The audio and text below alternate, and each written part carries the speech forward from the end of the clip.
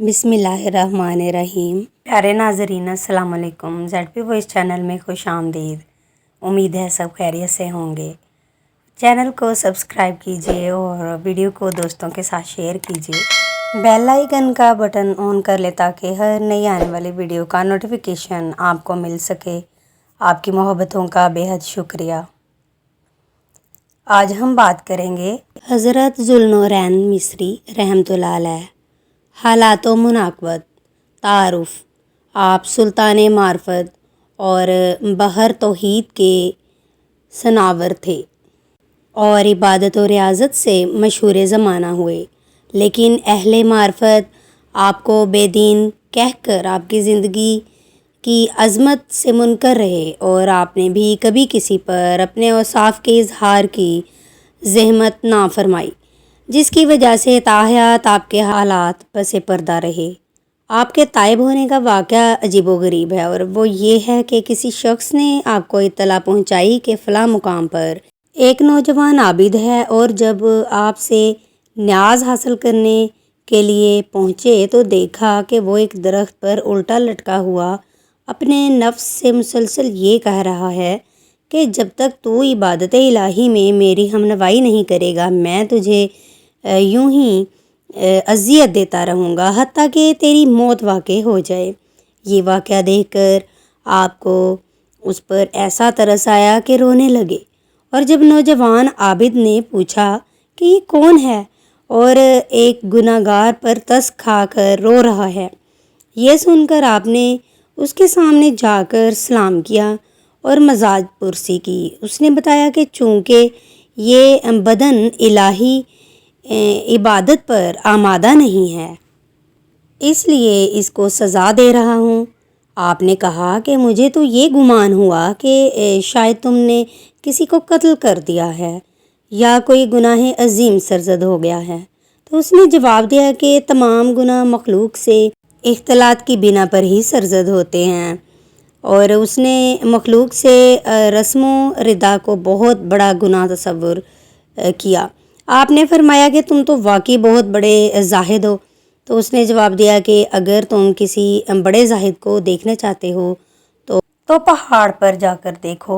जब आपने वहाँ देखा तो एक नौजवान को देखा जिसका एक पैर कटा हुआ बाहर पड़ा हुआ था और जिसका जिस्म कीड़ों की खुराक बना।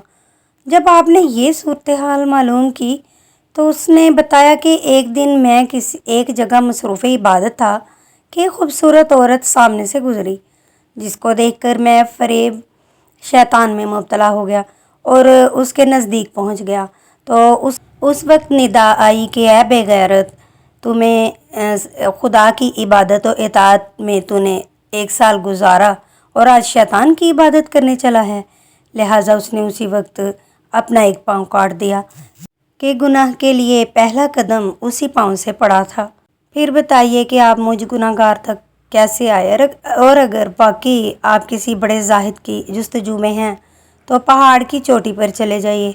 जब बुलंदी की वजह से आपका पहुंचना नामुमकिन हो गया तो उस नौजवान ने खुद ही उन बुज़ुर्ग का किस्सा शुरू कर दिया। उसने बताया कि पहाड़ की चोटी पर जो बुज़ुर्ग हैं उनसे एक दिन किसी ने ये कह दिया कि रोज़ी मेहनत से हासिल होती है।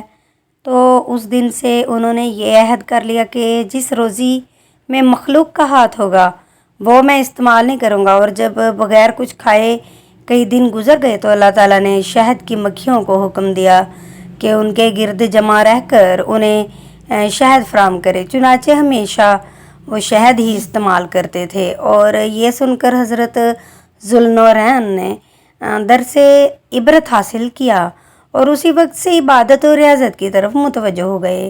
तो आप जिस पहाड़ से नीचे उतर रहे थे तो देखा कि एक अंधा परिंदा दरख्त से नीचे आकर बैठ गया।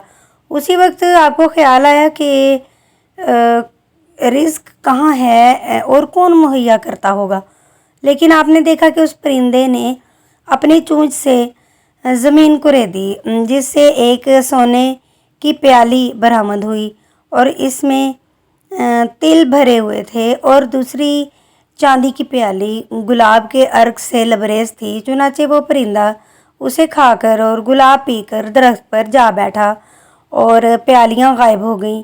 یہ دیکھ کر آپ نے بھی اس دن سے توکل پر کمر باندھ لی اور یقین کر لیا کہ اللہ تعالیٰ پر بھروسہ کرنے والے کو کبھی تکلیف نہیں ہوتی۔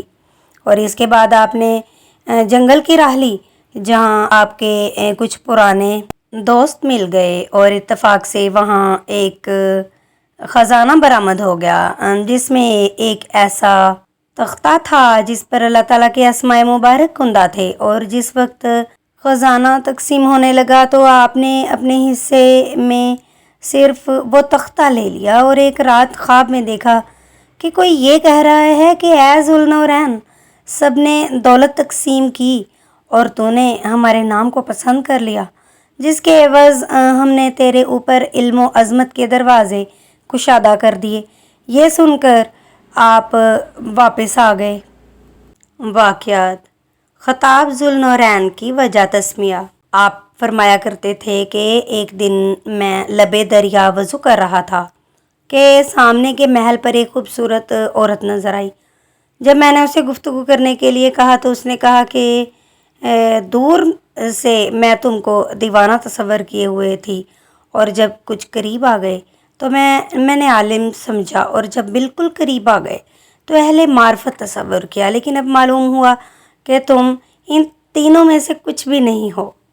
جب میں نے وجہ دریافت کی تو اس نے جواب دیا کہ عالم نامحرم پر نظر نہیں ڈالتے اور دیوانے وضو نہیں کرتے، اور اہل معرفت خدا کے سوا کسی کو نہیں دیکھتے۔ یہ کہہ کر وہ غائب ہو گئی، اور میں نے سمجھ لیا کہ یہ غیب کی جانب سے ایک امتحان تھا۔ ایک مرتبہ آپ کشتی پر سفر کر رہے تھے کہ کسی بیوپاری کا کوئی موتی کھو گیا، اور سب نے آپ کو مشکوک تصور کر کے اور زد و کوب کرنا شروع کر دیا، مارنا شروع کر دیا۔ تو آپ نے آسمان کی جانب نظر اٹھا کر کہا، اے اللہ، تو علیم ہے کہ میں نے کبھی چوری نہیں کی۔ یہ کہتے ہی دریا میں 100 مچھلیاں منہ میں ایک ایک موتی دبائے ہوئے آئیں، اور آپ نے ایک مچھلی کے منہ سے موتی نکال کر اس بیوپاری کو دے دیا۔ اور اس کرامت کے مشاہدے کے بعد تمام مسافروں نے معافی طلب کی، اور اسی وجہ سے آپ کا خطاب ذوالنورین پڑ گیا۔ آپ کی بہن پر آپ کی صحبت کا یہ اثر ہوا کہ ایک دن یہ آیت تلاوت کر رہی تھیں۔ اللہ تعالیٰ سے عرض کیا کہ جب تو نے بنو اسرائیل پر من و سلوہ نازل فرمایا تو مومنین اس سے محروم کیوں ہیں؟ چنانچہ اسی وقت من و سلوہ کا نزول ہوا۔ آپ صحرا کی جانب ایسی جگہ چلی گئیں کہ پھر آپ کا پتہ نہ چلا۔ آپ فرمایا کرتے تھے کہ میں نے ایک پہاڑ پر بہت سے بیماروں کا اجتماع دیکھا، اور جب وجہ پوچھی تو انہوں نے بتایا کہ یہاں ایک عبادت گزار سال میں ایک مرتبہ اپنی عبادت گاہ سے نکل کر بیماروں میں کچھ دم کرتا ہے، جس کے بعد صحت یاب ہو جاتے ہیں۔ چنانچہ کچھ عرصے میں نے بھی ان بزرگوں کا انتظار کیا، اور جب وہ نکلے تو آنکھوں کے گرد ہلکے ہو گئے تھے اور بہت کمزور و ضعیف تھے۔ پھر آسمان کی جانب نظریں اٹھا کر تمام بیماروں پر کچھ دم کیا اور وہ سب فوراً صحت یاب ہو گئے۔ اور جب وہ عبادت گاہ میں داخل ہونے لگے تو میں نے ہاتھ پکڑ کر عرض کیا کہ ظاہری امراض والوں کو تو شفا ہو گئی، لیکن میرا باطنی مرض بھی دفع کیجیے۔ یہ سن کر فرمایا، اے ذوالنورین، میرا ہاتھ چھوڑ دے، کیونکہ اللہ تعالیٰ نگرانی فرما رہا ہے کہ تو نے اس کا دست کرم چھوڑ کر دوسرے کا ہاتھ تھام لیا ہے۔ یہ کہہ کر انہوں نے چھڑایا اور عبادت گاہ میں داخل ہو گئے۔ لوگوں نے جب آپ سے گریہ وزاری کی وجہ دریافت کی تو فرمایا کہ رات حالت سجدہ میں نیند آ گئی تو خواب میں دیکھا کہ اللہ تعالیٰ فرما رہا ہے کہ میں نے مخلوق کو 10 حصوں میں تقسیم کیا، اور اس کے سامنے جنت پیش کی گئی تو 9 حصے اس پر فریفتہ ہو گئے، لیکن ایک حصہ اس پر متوجہ نہ ہو سکا۔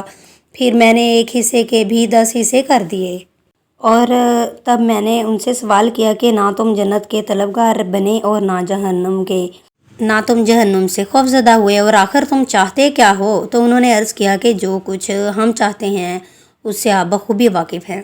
کسی بچے نے آپ سے عرض کیا کہ مجھے بطور وضع 1,00,000 دینار عطا ہوئے ہیں، اور میری تمنا یہ ہے کہ یہ سب آپ کی آپ ہی کی ذات گرامی پر صرف کروں، تو آپ نے فرمایا کہ حد بلوغت تک پہنچنے سے پہلے تمہارے لیے اس کا خرچ کرنا جائز ہے، اور جب وہ بچہ شباب پر پہنچا تو پوری جائیداد فقراء میں تقسیم کر کے آپ کے عارضت مندوں میں ہو گیا۔ آپ کی خدمت میں حاضر ہوا کہ آپ آج کل ضرورت مند ہیں۔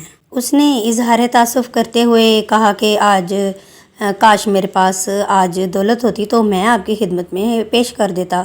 تو آپ نے اس کی نیت کو بھانپ کر یقین کر لیا کہ یہ ابھی مفہوم فقراء آشنا نہیں ہوا اور فقر سے آشنا نہیں ہوا، چنانچہ اس نے فرمایا کہ فلاں دوا خانے سے یہ دوا لا کر گھیس لو اور روغن میں ملا کر 3 قرض تیار کر کے ان میں موتی سے سوراخ کر کے میرے پاس لے آؤ۔ چنانچہ اس نے ان 3 گولیوں پر کچھ دم کیا تو وہ یاقوت میں تبدیل ہو گئیں، اور آپ نے فرمایا کہ کسی جوہری کے پاس لے جا کر قیمت معلوم کرو۔ چنانچہ جوہری نے 1000 دینار قیمت لگائی، اور پھر اس نوجوان نے پورا واقعہ بیان کیا اور فرمایا اس کو پانی میں گھول دو اور یہ اچھی طرح ذہن نشین کر لو کہ فقراء کو مال و زر کی ضرورت نہیں ہوتی۔ یہ سن کر وہ دنیا کے لیے علیحدہ ہو گیا۔ مزید اچھی ویڈیوز کے لیے دیکھتے رہیے ZP وائس۔